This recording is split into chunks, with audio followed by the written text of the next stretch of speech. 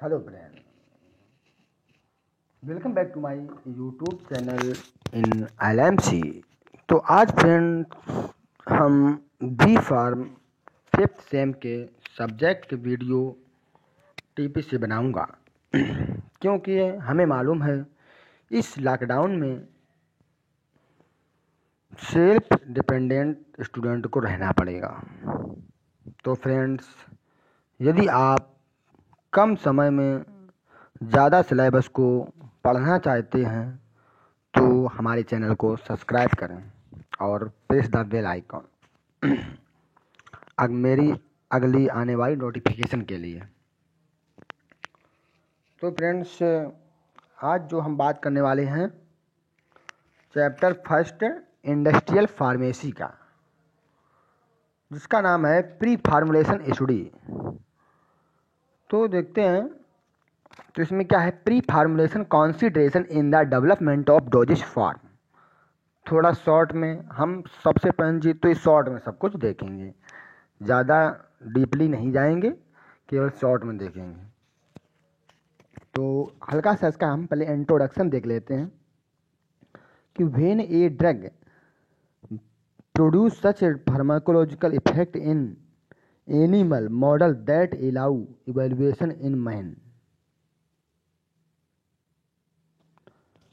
इसका कह रहा है कि जब कोई ड्रग जो होती है वो प्रोड्यूस सच फार्माकोलॉजिकल इफेक्ट, इस जो स्टडी में प्री फार्मुलेशन स्टडी में क्या देखा जाता है कि फार्माकोलॉजिकल इफेक्ट उसके चेक किए जाते हैं मानव में इवैल्यूएशन से पहले। मतलब मानव कोई ड्रग ले उसके पहले जो इसमें स्टेप आते हैं वो किस में आते हैं, प्री फार्मुलेशन स्टडी। इसका मेन मकसद ये है।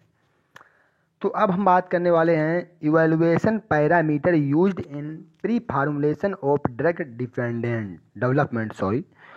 तो इसमें पैरामीटर एक साइड आपको लिखना होगा और एक साइड आपको इवैल्यूएशन पैरामीटर लिखना होगा। ठीक, तो पैरामीटर में स्टेबिलिटी में क्या क्या इवैल्यूएशन पैरामीटर होंगे, टेम्परेचर, लाइट और ह्यूमिडिटी। नंबर 2 सॉलिड स्टेट में parameter solvent and pH, solution में सॉल्वेंट एंड पीएच। तो फ्रेंड्स, इस हिसाब से आप ये सभी देख लेंगे। अब मेन इस पे आते हैं, ये मेन चीज़ है important, goal and objective. Means से प्री फार्मुलेशन स्टडी के क्या गोल और ऑब्जेक्टिव हैं। ठीक, तो इसमें फर्स्ट जो पॉइंट है, to establish the physicochemical parameter of a new drug substance. इसका मतलब है कि टू एस्टेब्लिश किसी, मतलब जो फिजियोकेमिकल पैरामीटर हैं उनको इस्टेब्लिश करना ऑफ ए न्यू ड्रग। कोई जब हम ड्रग कोई बना रहे हैं तो उसमें जो ये फिजियोकेमिकल पैरामीटर हैं उसको वेरीफाई, मतलब चेंज करना, वेरिंग करना, तो उससे हमारी जो ड्रग है वो अच्छी बने। दूसरा point, to establish the physical characteristic of a new drug. जो फिजिकल कैरेक्टरिस्टिक हैं उसका, जैसे बिटरनेस, जैसे ब्रेक डाउन हो जाती है टेबलेट उसकी, तो ये सब देखना है, तो उसको हम फिजिकल कैरेक्टरिस्टिक भी इस प्री फार्मुलेशन से चेक करेंगे। ठीक, जो तीसरा आपका पॉइंट है वो है to establish the kinetic profile of a new drug substance. Kinetic profile क्या होती है? काइनेटिक प्रोफाइल मीन्स जब कोई ड्रग आप लेते हैं तो आप बॉडी के अंदर किस काइनेटिक, फार्माकोकाइनेटिक्स से बोलते हैं, किस सिस्टम से वो हमारे शरीर में प्रवाहित हो रही है, बह रही है ड्रग कहीं कहीं। ठीक, उसके बाद में चौथा जो पॉइंट है, to establish the compatibility of new drug substance with the common excipients. ठीक, जो पांचवा पॉइंट है, to choose the correct form of drug substance. Correct form drug का सब्सटेंस को हमको चूज करना है। ठीक, इस हिसाब से 4-5 ये आप उसमें पढ़ लेंगे। अब आ जाइए इसमें सीधे सीधे, study of physicochemical characteristic of a drug substance. तो इसमें आपका 2 होता है, फिजिकल प्रॉपर्टी और केमिकल प्रॉपर्टी। ठीक, आपको ये चार्ट याद कर लेना है, उसके बाद में हम सीधे आते हैं फिजिकल प्रॉपर्टी। देखिए फ्रेंड्स, फिजिकल प्रॉपर्टी क्या होती है, इसमें क्या होता है, the development process result in the alteration of bulk property of a solid, example जैसे particle size, bulk density, surface morphology. मतलब कि जो मॉर्फोलॉजी के आधार पर जो देखा गया है वो फिजिकल प्रॉपर्टी में आपका आ जाएगा। ठीक, तो आप देखते हैं हम इसमें सबसे पहले क्रिस्टल फॉर्म। ये क्रिस्टल क्या है? प्रॉपर्टी है। तो क्रिस्टल ये डिफिनीशन कभी कभी 2 नंबर में पूछ लेते हैं। क्या? The bulk and physicochemical property of a drug ranging from probability to chemical stability are affected by the in its crystal habit and internal structure।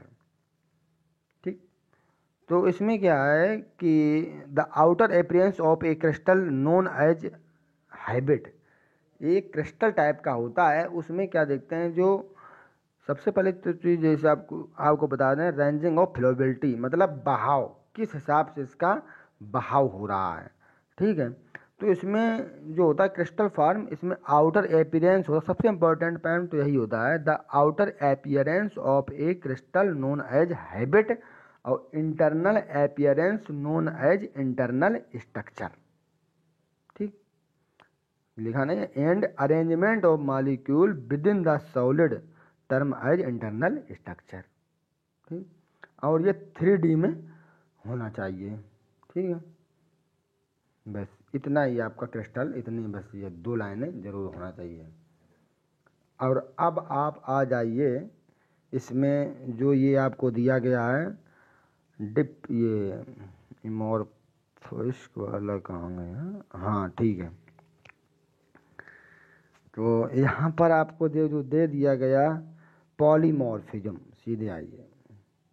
अच्छा, difference between crystalline crystal and amorphous form, इसको जरूर याद कर लेना, ये अच्छी चीज़ है। ठीक,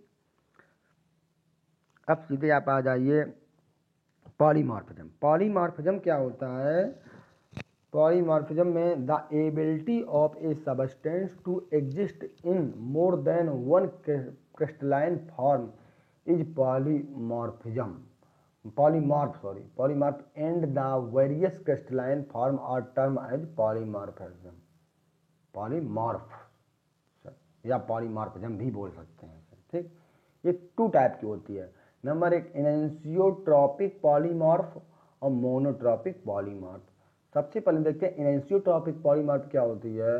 इनैंसियोट्रॉपिक polymorph by altering the temperature over pressure, और enantiotropic polymorph can be change into another is a reversible manner. जो इनैंसियोट्रॉपिक पॉलीमर होती है ये चेंज हो सकती है, कैसे? रिवर्सिबल मैनर में इसको ये शेप अपना जो है चेंज कर सकती है। बट मोनोट्रॉपिक पॉलीमॉर्फ क्या होता है?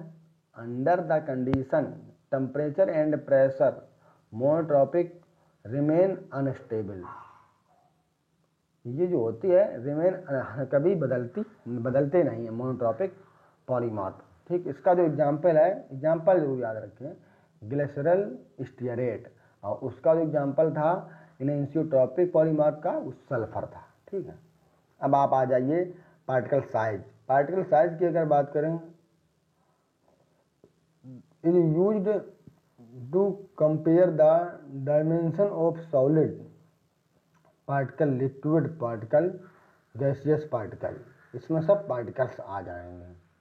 ठीक है, पार्टिकल साइज की बात करते हैं। ठीक, और ये सब छोड़ देना है। अब आ जाइए पार्टिकल शेप। तो पार्टिकल शेप की अगर बात करें तो सबसे पहले the term particle shape is used to express geometrical shape and surface regularity of the material. Moreover, particle shape affect the surface area, flow, packing and compaction property of the particle। ठीक, इस हिसाब से वे उसको particle flow को ही बताते हैं। तो इसमें ये केवल लिखने के बाद में ऊपर ये 3 लाइनें, देन आपको सीधे सीधे इसमें स्पेरिकल 1-2 ये स्ट्रक्चर बना देना है, बस। अब आप आ जाइए bulk density. method of crystalline milling or formulation make a significant drug in the compound's bulk density. समझ गया? When a high dose capsule size is low, formulation low होगी, ठीक, उसको कोई विशेष इम्पोर्टेंट नहीं है। और अब आप आ जाइए फ्लो प्रॉपर्टी की बात करते हैं। तो फ्लो प्रॉपर्टी की, और फ्लो फ्री फ्लोइंग और non free flowing are two types क्या लिखा है, pharmaceutical powder change in the particle size, density, shape, electrostatic charge, ठीक, इस पे सब डिपेंड करता है। उतना वो लिख के आप वहाँ लिख दें जोन्स फिलिप्ड प्रपोज्ड एन इक्वेशन लिख दें, बस ये वाली, डी नॉट बराबर ए और कोष्टक में 4W upon 60 pi rho under root g 1/पाई, ये वाली क्वेश्चन एक लिख दें। और एक percentage compressibility is equal to rho s minus rho naught बटे रो टी इंटू 100, 2 लिख दें। और इसके rho S means trapped bulk density और रो नॉट दिख नहीं रहा, आप टीपी में देख लेना, इनिशियल बल्क डेंसिटी, ठीक। सॉल्युबिलिटी प्रोफाइल ये आप पढ़ लेना हल्का सा, ये सबसे इम्पोर्टेंट पॉइंट आ गया। BCS classification of drug and its significance, biopharmaceutics classification system, BCS का फुल फॉर्म तो ये होता है, कभी कभी यही पूछ लेते हैं। और इसमें क्या है, सबसे पहले इसमें fundamental guideline for determining the condition under which in vitro in vivo correlation, इसमें इन विट्रो इन विवो मतलब कि इन विट्रो का मतलब out of the cell, in vivo in the cell, cell के अंदर सेल के बाहर, ठीक है। तो एब्जॉर्प्शन, इसमें 3 ये हेडिंग पढ़ लेना, absorption number, dissolution number, dose number, formula इसके। उसके बाद सबसे इम्पोर्टेंट आता है ये, वो एक बार ना लिखो, ये जरूर लिखने हो। तो इसमें क्या लिखना है कि क्लास 1, जो क्लास 1 की ड्रग होती है उसकी हाई सॉल्युबिलिटी होती है, हाई परमेबिलिटी होती है। क्लास 2 की जो ड्रग होती है उसकी लो सॉल्युबिलिटी, हाई परमेबिलिटी होती है। क्लास 3 की ड्रग होती है हाई सॉल्युबिलिटी, लो परमेबिलिटी होती है। क्लास 4 की जो ड्रग होती है लो सॉल्युबिलिटी, लो परमेबिलिटी होती है, ठीक। इसका आप डिटेल में थोड़ा थोड़ा पढ़ लेंगे, इतना मेरे पास अभी टाइम है। हाँ, ये अब देखिए इसका जो बात, इसके सिस्टम के एग्जाम्पल दिए हैं, जैसे तो इसमें क्या है कि सॉल्युबिलिटी, अगर सॉल्युबिलिटी हाई हो, क्लास फर्स्ट में हाई सॉल्युबिलिटी होगी, ठीक है, हाई सॉल्युबिलिटी होगी, तो इसके एग्जांपल कौन है, प्रोपेनोलाल, मेटोप्रोलाल और डेल्टियाजेम, विरापामाइल, ठीक। क्लास सेकेंड में कीटोकानाजोल, मेफिनामिक एसिड, ये क्लास सेकेंड में से पढ़ लेना। क्लास थर्ड में ये पढ़ लेना, और क्लास फोर्थ में ये वाले, ठीक। क्लास फोर्थ आप जानते हैं कि डायूरेटिक में आते हैं, ठीक। और जो क्लास सेकेंड है उसमें कुछ हैं, क्या नाम, कीटोकानाजोल जैसे एंटी फंगल के लिए हो गया, ठीक। सिग्निफिकेंस पढ़ लेना, pKa वैल्यू पढ़ लेना, जो pKa वैल्यू क्या है, solubility and absorption under the change by the magnitude with change with pH, therefore dissociation constant of a drug that can ionize within a pH range, ठीक। जो ionise हो जाए pH range, तो pH equal to pKa log ionise drug upon unionised, इतना पढ़ लेना, ठीक। Basic compound के लिए जो formula pKa log unionised drug upon ionised drug, ठीक, इतना पढ़ लो। उसके बाद में आ जाता है pH का थोड़ा सा इसमें पढ़ना है, बस ये सब कुछ नहीं। पार्टीशन कोफिशिएंट की बात करें, the ratio of unionised drug distribution between organic and aqueous phase equilibrium for the partition coefficient, the oil upon water partition coefficient in system such as octanol water chloroform in the measurement of drug lipophilicity and indication of the ability to cross the cell membrane. P oil upon water upon C oil upon C water equilibrium. ठीक, organic और inorganic phase में ये divide रहते हैं। Solution stability की बात करें, ये सब केमिकल फिजिकल प्रॉपर्टी चल रही हैं, तो ये सब नहीं ज़्यादा पढ़ना है। अब आए केमिकल प्रॉपर्टी में। केमिकल प्रॉपर्टी में हाइड्रोलिसिस, ऑक्सीडेशन, रिडक्शन, ये सब केमिकल प्रॉपर्टी आती हैं। ठीक, तो केमिकल प्रॉपर्टी में सबसे पहले बात करें हम ऑक्सीडेशन की। तो ऑक्सीडेशन की अगर बात करते हैं, नहीं, सबसे पहले बात करें hydrolysis. Hydrolysis is the most common degradation pathway since water play an important role in many processes, especially in solution and also in solid present in the low concentration. Hydrolysis occur via nucleophilic attack of the molecule on labile bond. Susceptibility depend on the bond type of decreasing from the lactam ester, मतलब इसमें जो है decreasing order में रहता है।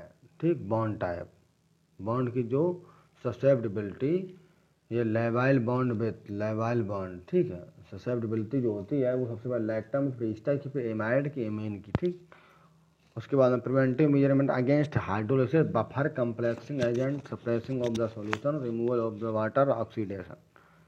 तो इसमें ये कर लेते हैं। ऑक्सीडेशन में क्या करते हैं आप, तो फिनामिन ऑक्सीडेशन रिक्वायर ऑक्सीजन, इसमें ऑक्सीजन का रिक्वायर होता है, ऑक्सीजन की रिक्वायरमेंट होती है, ज़रूरत होती है। ठीक, और lightest metal can catalyse reaction if molecular oxygen is involve in the reaction is rapid in term auto oxidation.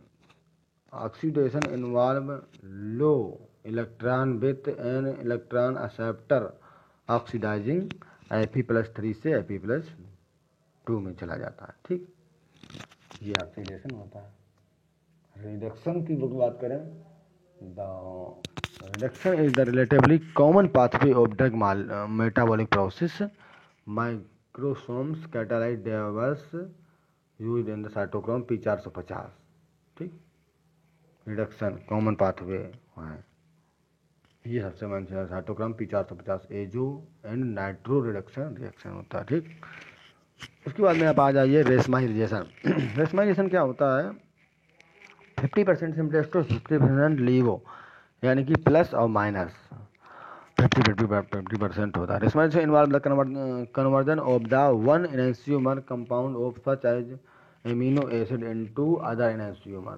The compound then alternate between each while the ratio between positive and negative group approach ratio 1:1 become equally। ठीक, ADME, ये देखो example इसका रख लो, N epinephrine 15 से 20 time more active than D form. ठीक, L form जो होता है, डी फार्म ज़्यादा है। ठीक, उसके बाद में अब आ जाइए polymerization। Polymerization the continuous reaction occurring between molecule। A polymer formed by reaction between more than one monomer, एक से अधिक मोनोमर जब होते हैं तो उसे पॉलीमराइजेशन कहते हैं।